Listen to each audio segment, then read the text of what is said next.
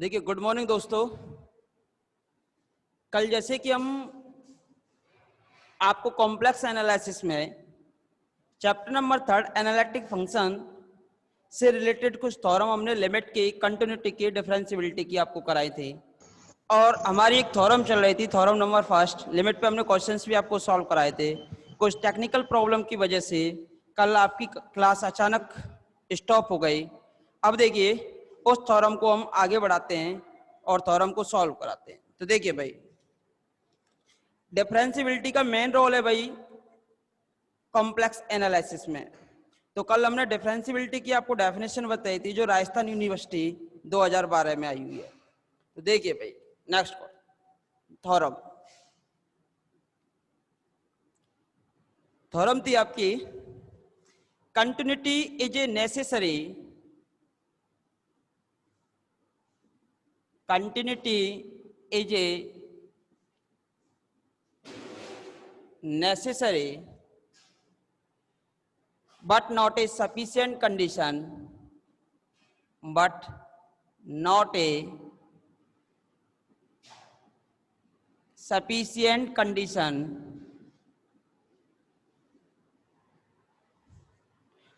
for the existence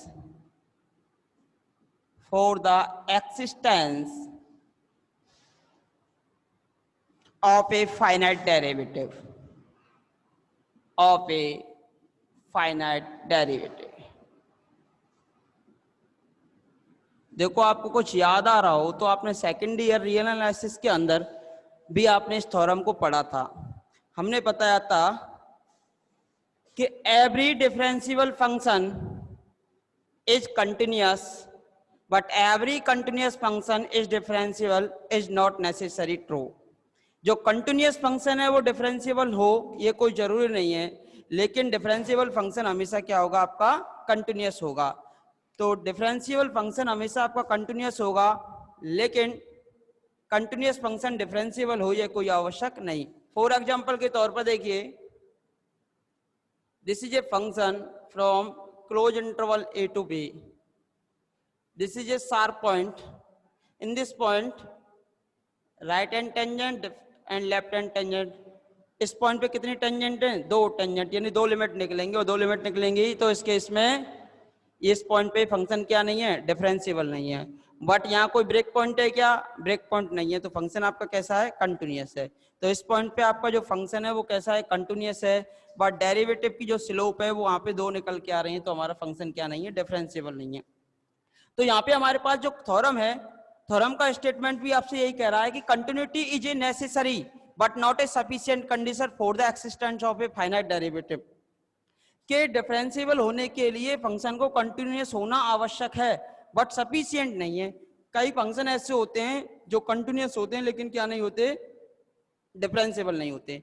तो देखिए भाई, इसका प्रूफ तो हमें क्या पढ़ना है कि अगर हमारा फंक्शन डिफरेंशिएबल है तो डेफिनेटली कंटिन्यूअस होगा, बट अगर हमारा फंक्शन कंटिन्यूअस है तो it not necessary to this is differentiable. Okay, तो देखिए, Rajasthan university 10-12 let fz be any complex function. English medium की बुक मिल जाए तो इंग्लिश मीडियम ले लेना, अदरवाइज हिंदी मीडियम परचेज कर लेना, कन्वर्ट करके हम करा देंगे आपको। ठीक है, क्वेश्चंस आपको सॉल्व करने केवल बुक से, और थ्योरम्स को कन्वर्ट करके हम आपको लिखा देंगे, डेफिनेशंस को भी हम आपको लिखा देंगे। ठीक है, let F Z be any complex function and z0 v any point in complex plane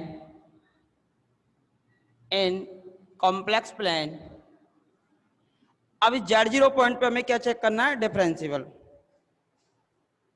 और हमारा फंक्शन क्या दे रखा है, कंटिन्यूटी चेक करनी है, जबकि हमारा फंक्शन कैसा है, डिफरेंशिएबल है। अगर हमारा फंक्शन डिफरेंशिएबल है तो कंटिन्यूटी चेक करनी है। कंटिन्यूटी के लिए मैंने आपको बताया था कि जैसे Z0 पे आपको कंटिन्यूटी चेक करनी है तो इसकी जो लिमिट है वो L के इक्वल ना आकर किसके इक्वल आएगी, FZ0 के। और लिमिट में तो L के इक्वल आती थी और कंटिन्यूटी में FZ0 के इक्वल आती थी। जो L है वो आपका किसके इक्वल आएगा, FZ0 के इक्वल लिया जाता है limit Z tends to Z0 में। तो हमें कंटिन्यूटी चेक करनी है तो limit Z tends to Z0 FZ equal to FZ0, तो इसे क्या लिख सकते हो, FZ minus FZ0।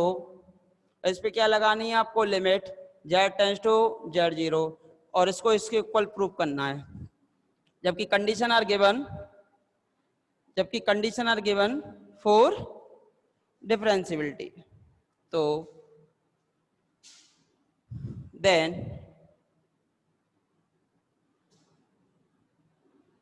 FZ minus FZ0 limit Z tends to Z0। Continuity, अब आपका कंटिन्यूटी चेक कर रहे हैं तो डिफरेंशिएबल होगा तो हमारा फंक्शन कंटिन्यूस डेफिनेटली होगा। तो हम क्या करें, limit Z tends to Z0 FZ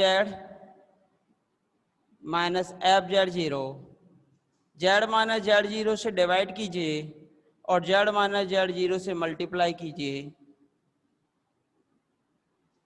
अब this is a definition for limit, तो limit Z tends to Z0 FZ minus FZ0 Z minus Z0 limit multiply by limit Z tends to Z0 Z minus Z0। This is a definition for derivative.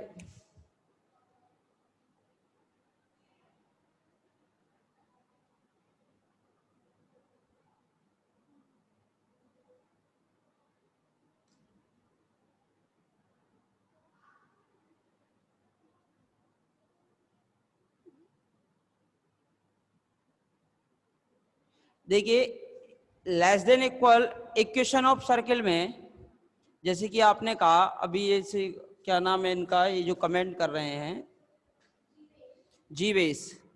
देखिए भाई जीवेश जी, आपकी बात बिल्कुल सही है। आप कह रहे हो को जेड, कल हमने जो इक्वेशन की सर्किल पढ़ी थी Z minus Z0 a less than equal R पढ़ी थी, इक्वेशन ऑफ सर्किल, ठीक है। ये जो इक्वेशन है ये इक्वेशन होती है डिस्क की, वैसे हम बताते हैं आपको डिस्क की, ठीक है। और आपकी बात बिल्कुल सही है कि Z minus Z0 equal to R लेते तो ये हमारी इक्वेशन किसकी हो जाती, सर्किल की हो जाती। तो सर्किल पे केवल क्या आता है, बाउंड्री। तो सर्किल में केवल क्या, कौन से पॉइंट लेंगे, बाउंड्री। अगर हम लेस देन इक्वल कर देते हैं तो इसके अंदर के भी सारे पॉइंट इसी में आ जाते हैं, तो ये क्या बन जाती है, डिस्क बन जाती है। तो इसे सर्किल ही कह देते हैं, तो ये डिस्क का रूप ले लेती है। तो इसके अंदर के भी पॉइंट आ जाएंगे और इसके बाउंड्री के भी पॉइंट आ जाएंगे। तो अंदर के भी पॉइंट आ जाते हैं और बाउंड्री के भी पॉइंट आ जाते हैं, इस कारण हम इसे क्या कह देते हैं भाई, डिस्क कह देते हैं। और सर्किल के लिए इक्वल टू आर और लेस देन इक्वल भी मान लेते हैं, उसे सर्किल ही होता है, डिस्क मान लेते हैं इसको, ठीक है भाई। तो बाउंड्री के पॉइंट भी आ जाएंगे। तो देखिए आपका जो फंक्शन है वो क्या है, डिफरेंशिएबल है। डिफरेंशिएबल है तो ये किसके इक्वल आएगा, एफ डैश Z0। इस पे लिमिट लगाइए भाई, इंटू Z0 माइनस Z0 लिखेंगे, since F dash Z0 is exist, ये एग्जिट कर रहा है एंड फाइनाइट, या limit of F dash Z0 exist finitely. Z minus Z0 आपको कितना आ जाएगा, 0। तो F dash Z0 into 0 equal to हो गया 0। तो limit Z tends to Z0 FZ minus FZ0 equal to 0। तो this implies limit Z tends to Z0 FZ, इस पे तो लिमिट लगेगी नहीं, किसके इक्वल आ जाएगा, FZ0 के। तो this implies FZ is continuous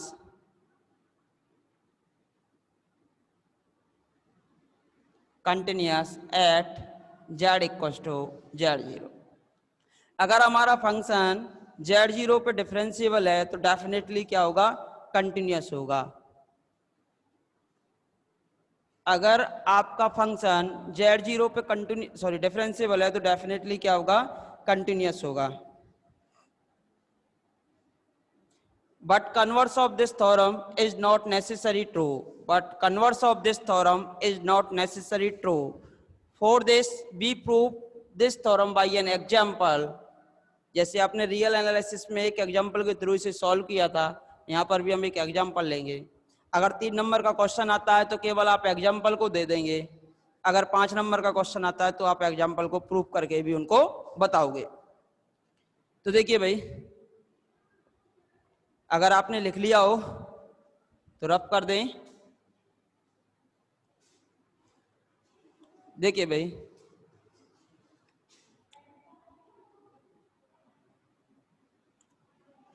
converse of the above theorem is not true. We prove this by an example. We prove this by an example. अगर आपका क्वेश्चन 3 नंबर में आए तो, अगर आपका क्वेश्चन 3 नंबर में आता है तो आप केवल एग्जाम्पल देंगे। अगर आपका क्वेश्चन 5 नंबर में आता है तो आप एग्जाम्पल को भी प्रूव करेंगे। तो क्या लिखोगे, converse.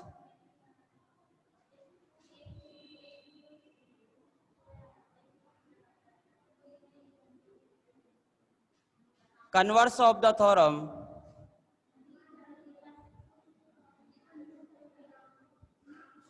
is not true. We prove this. We prove this by an example.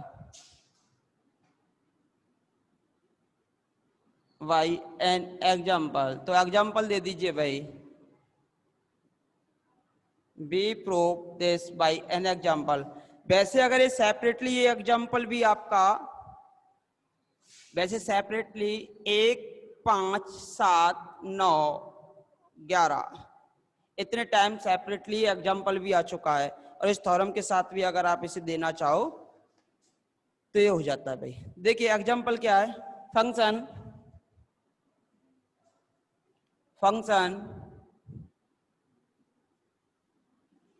fz equals to modulus of z square is continuous everywhere, is continuous everywhere. What its derivative, what its derivative exists only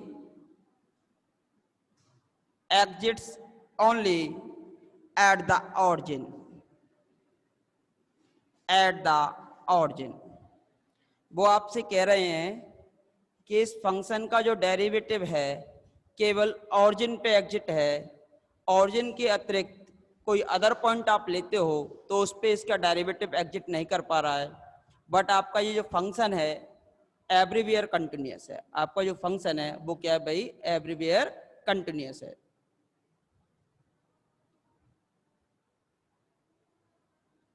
ये तो दे दिया, कोई दिक्कत। देखिए भाई, next आप इस example का भी प्रूफ लिख सकते हो, आप लिखना चाहो तो। सॉल्यूशन ऑफ दिस, अगर 5 नंबर में आए तो सॉल्यूशन दे देना, अगर 3 नंबर में आता है तो केवल एग्जांपल लिख के आ जाना। देखिए here F Z equal to modulus of Z का स्क्वायर।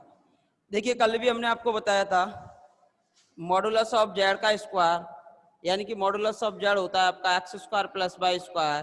तो मॉडुलस ऑफ जेड का स्क्वायर होगा आपका कितना, X square plus Y square. Z equal to होता है आपका X plus iota Y, Z bar equal to होता है आपका एक्स माइनस आयोटा बाई। तो जेड इंटू जेड बार कीजिए भाई, एक्स स्क्वायर प्लस के वाई स्क्वायर। तो क्या कह सकते हो, जेड इंटू जेड बार। तो मोड ऑफ जेड का square z into z bar equal to x square plus Y square, equal to x square plus Y square. तो F Z equal to modulus of Z का square, इसे क्या लिख सकते हो, Z into z bar. और ये जो वैल्यू आएगी ये आएगी आपकी X square plus Y square. तो मॉडुलस ऑफ जेड का square equal to x square plus Y square. X square plus Y square is a algebraic function, algebraic function. X square plus y square is a algebraic function, therefore fz equals to x square plus y square is continuous everywhere. 12th class में पढ़ा होगा आपने भाई, प्रत्येक algebraic function प्रत्येक point पे क्या होता है, कंटिन्यूअस होता है। Now check the derivative again. आपको क्या चाहिए, एफ डैश जेड, जैसे कि जेड पॉइंट पे डेरिवेटिव निकाल रहे हो तो क्या निकालते हो, limit delta Z tends to 0 f Z plus delta Z minus का f Z upon delta z. यही तो होती है डेरिवेटिव की definition, f a plus h minus f a upon h, या f x plus h minus f x upon h, या f Z plus h minus F Z upon h, या f Z plus delta Z minus F Z upon delta Z. तो F Z plus delta Z minus F Z upon delta Z. तो देखिए, replace the value of limit delta Z tends to 0, और हमने बताया आपको चाहे आप x axis के अकॉर्डिंग चले जाइए चाहे वाई एक्सिस के अकॉर्डिंग चले जाइए, आपकी जो लिमिट है वो हमेशा कैसी निकल के आनी चाहिए, सेम निकल के आनी चाहिए। अगर आपकी लिमिट हमेशा सेम निकल के आती है तो आपका फंक्शन डेरिवेटिव होगा, अदरवाइज आपका फंक्शन डेरिवेटिव नहीं होगा। देखिए एफ जेड जो था आपका मॉडुलस ऑफ जेड का स्क्वायर, अब यहां से जेड के स्थान पर जेड प्लस डेल्टा जेड है तो ये देगा जेड प्लस डेल्टा जेड के मॉडुलस का स्क्वायर माइनस एफ जेड की वैल्यू आ रही है आपके पास मॉडुलस ऑफ जेड का स्क्वायर अपॉन में आ रहा है आपका डेल जेड।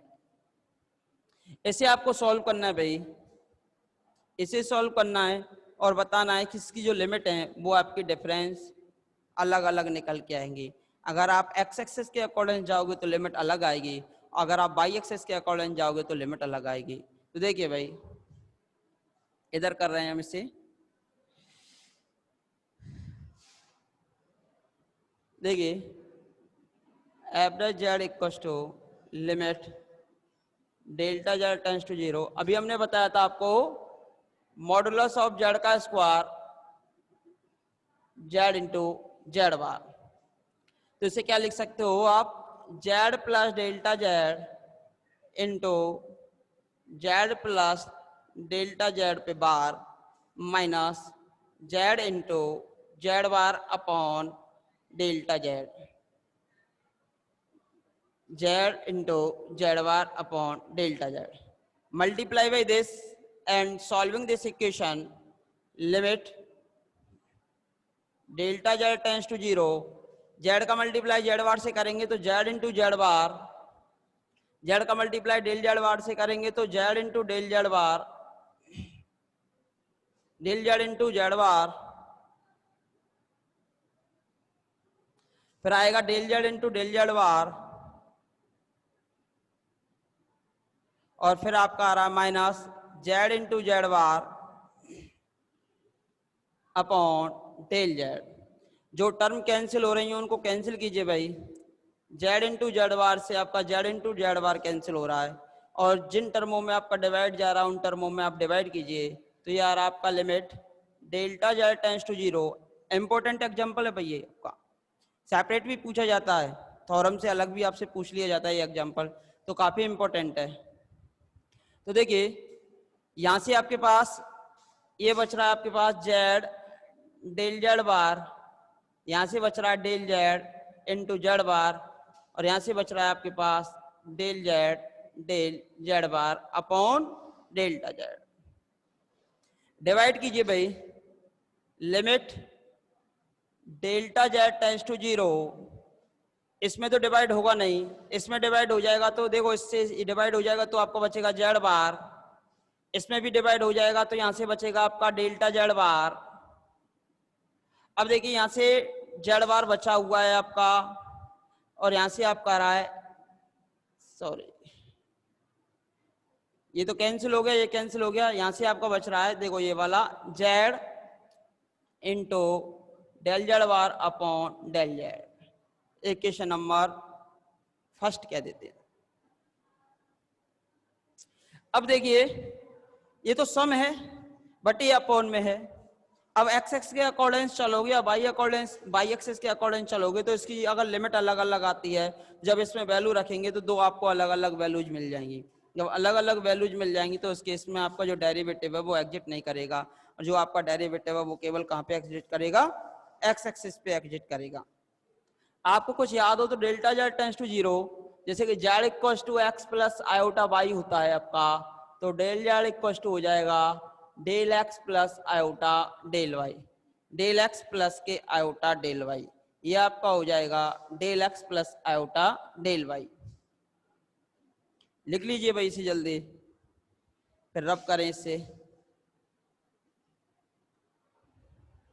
हाँ भाई लिख लिया, तो देखिए आगे ये टर्म याद रख लेना भैया आप।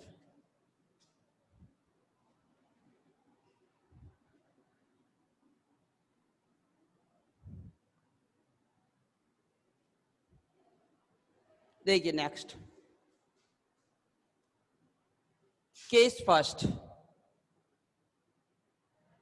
if delta z tends to 0 along x axis, अगर डेल्टा जेड डेल जीरो की ओर एक्स एक्सिस के अकॉर्डिंग जा रहा है, तो एक्स एक्सिस के अकॉर्डिंग जा रहा है तो therefore on X axis delta Y tends to 0 and delta Z equal to del X. X axis के अकॉर्डिंग जा रहा है तो इसमें आपका वाई तो क्या हो जाएगा जीरो, तो यहां से कौन सी टर्म बचेगी, केवल डेल एक्स। तो देयरफॉर हमें किसकी वैल्यू निकालनी है, del Z bar upon del Z, therefore del Z bar upon del Z. अब इसका कंजुगेट निकालना, तो दिस इंप्लाइज एंड इसका बार निकालो भाई, तो डेल एक्स ये रियल पार्टी है तो रियल पार्टी बचेगा, तो इसकी वैल्यू आ रही है डेल एक्स, इसकी वैल्यू भी आ रही है डेल एक्स, तो इसकी वैल्यू आ गई 1। कितनी आ गई भाई, del Z bar upon del Z की जो वैल्यू है वो कितनी निकल के आ गई आपकी 1। Case number second, if delta z tends to 0 along y-axis, therefore on y-axis delta x tends to 0 and del Z equal to कितना हो जाएगा, फिर डेल्टा एक्स 0 हो गया तो डेल जेड इक्वल टू होगा आपका iota del Y, iota del Y. तो दिस इम्प्लाइज अगर मैं इसका कंजुगेट निकालूं तो आयोटा के स्थान पे माइनस आयोटा हो जाएगा, और हमें किसकी वैल्यू निकालनी है, del Z bar upon del Z की। तो therefore del Z bar upon del Z bar की वैल्यू है माइनस आयोटा डेल वाई, इसकी वैल्यू है iota del y, equal to कितना आ गया -1। अगर मैं इस लिमिट को और इस लिमिट को यहाँ पे पुट करूँ इक्वेशन नंबर फर्स्ट में, तो यहाँ बचेगा जेड बार प्लस डेल जेड बार और ए प्लस का जेड, और यहाँ -1 रखने पर माइनस का जेड, तो दोनों लिमिट कैसी आ जाएंगी, सेपरेट सेपरेट आ जाएंगी, और सेपरेट सेपरेट आ जाएंगी, यहाँ प्लस का जेड और यहाँ माइनस का जेड। अगर जेड के स्थान पर केवल 0 0 रखते हो तब तो लेफ्ट लिमिट भी 0 आ जाएगी, राइट लिमिट भी 0 आ जाएगी, तो आपका डेरिवेटिव केवल 0 पे एग्जिट होगा। अगर 0 के अतिरिक्त कोई अदर वैल्यूज लेते हो तो यहाँ पे फिर उस केस में आपका डेरिवेटिव एग्जिट नहीं करेगा, क्योंकि यहाँ पे +1 आएगा, यानी प्लस का जेड आएगा, एक बार माइनस का जेड आएगा। तो आप क्या लिख सकते हो, तो लिखिए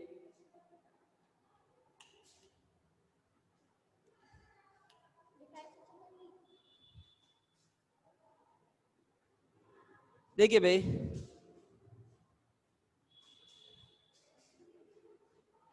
from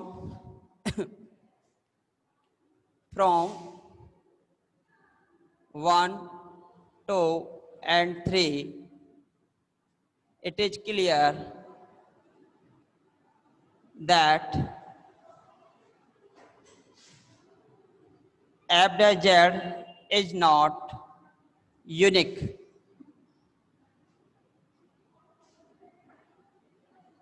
Is not unique other than 0. Other than 0. Therefore,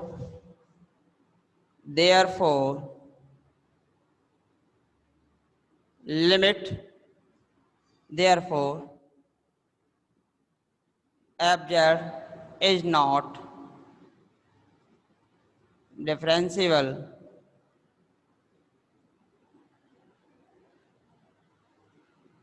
any point on complex plane,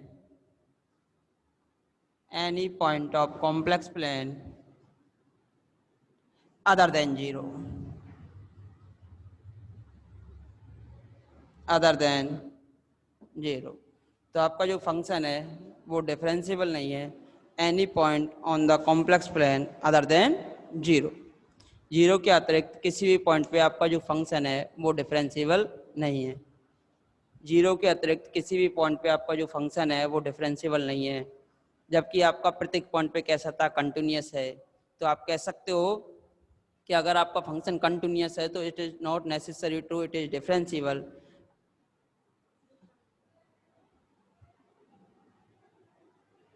हाँ भैया, हंसिता जी, ये बिना नेट के वीडियो कैसे चल पाएगी? बिना नेट के तो वीडियो नहीं चल पाएगी आपके. आप ट्राई करके देखिए, आपने भी ट्राई करके देखा होगा. तो क्या बिना नेट के वीडियो चल पाई है? तो बिना नेट के वीडियो चल ही नहीं पाई होगी तो मुश्किल चल पाएगी. तो हम पूछ तो रहे थे तब से आपसे, मैंने कुछ दिखाई दे रहा है या नहीं दिखाई दे रहा? अब जवाब दे रहे हो आप सभी जी. क्या समझ नहीं आया अंशिता? अच्छा, ब्लू आ रहा है, समझ नहीं आ रहा, दिखाई नहीं दे रहा आपको? बिल्कुल दिखाई नहीं दे रहा क्या? इससे पहले जो क्लास हुई थी सेकंड ईयर वालों की इंग्लिश मीडियम की, वो बच्चे तो बोल रहे थे कि सब कुछ समझ आ रहा है, सब कुछ दिखाई दे रहा है. क्या देखने में दिक्कत आ रही है क्या चीज? जैसे हम बोला करते हैं, जैसे हम पढ़ाते हैं उसी समय आप लिखा करो. जैसे हम एक लाइन को बोल रहे हैं और लिखा रहे हैं तो उसी समय आप लिखा करो साथ के साथ, जैसे क्लास में लिखा करते थे.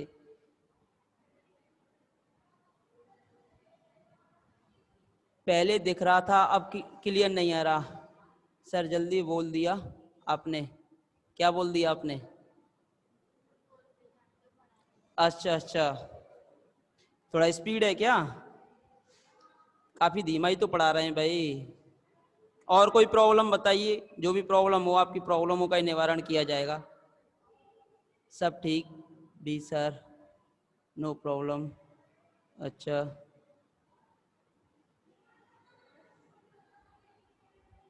अच्छा अच्छा, चलो हम थोड़ा धीमा बोलेंगे और साथ में याद रखेंगे कि आपको साफ साफ दिखाई दे.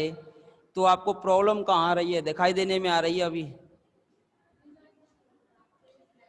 अभी देखो, मैं थोड़ा सा टेक्निकल प्रॉब्लम की वजह से आपको 1 मिनट के लिए डिस्कनेक्ट करता हूं और आप 1 मिनट के बाद जस्ट रिजॉइन कीजिए. रिजॉइन कीजिए, तब देखिए शायद आपकी क्लास साफ नजर आए. ठीक है, 1 मिनट के बाद जस्ट रिजॉइन कीजिए.